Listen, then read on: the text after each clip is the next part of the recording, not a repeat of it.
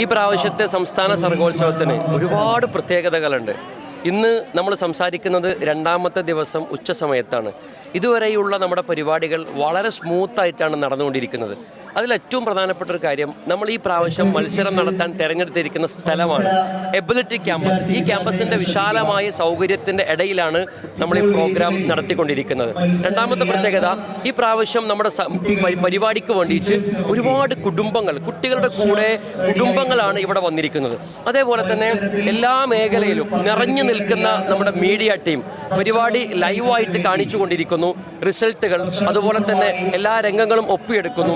റിസൾട്ടുകൾ പെട്ടെന്ന് പ്രേക്ഷകരിലേക്ക് എത്തിക്കുന്നു. ഇങ്ങനെ നിറഞ്ഞു നിൽക്കുന്ന മീഡിയ ടീം, അതുപോലെ software team, trophy and memento committee team ഒരു പ്രോഗ്രാം കഴിഞ്ഞാൽ വിത്തിൻ മിനിറ്റ്സ് ആ പ്രോഗ്രാമിൻ്റെ സർട്ടിഫിക്കറ്റ് നമ്മുടെ ട്രോഫി കൗണ്ടറിലേക്ക് എത്തുകയാണ്. അത് വളരെ പെട്ടെന്ന് തന്നെ കുട്ടികളിലേക്ക് ആ സമയത്ത് തന്നെ അത് കൊടുത്തുകൊണ്ടിരിക്കുന്നു.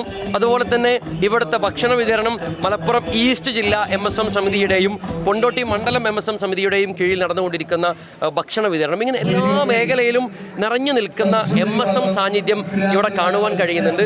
മണ്ഡലം, ജില്ലാ, സംസ്ഥാന ഭാരവാഹികൾ എല്ലാ മേഖലയിലും നിറഞ്ഞു നിൽക്കുന്നു. ഓരോ സ്റ്റേജിലും സ്റ്റേജ് മാനേജർമാരും അസിസ്റ്റന്റുമാരുമുണ്ട്. വളരെ സ്മൂത്തായി ഒരു ടെൻഷനും ഇല്ലാതെ കാര്യങ്ങൾ നടന്നുകൊണ്ടിരിക്കുന്നു.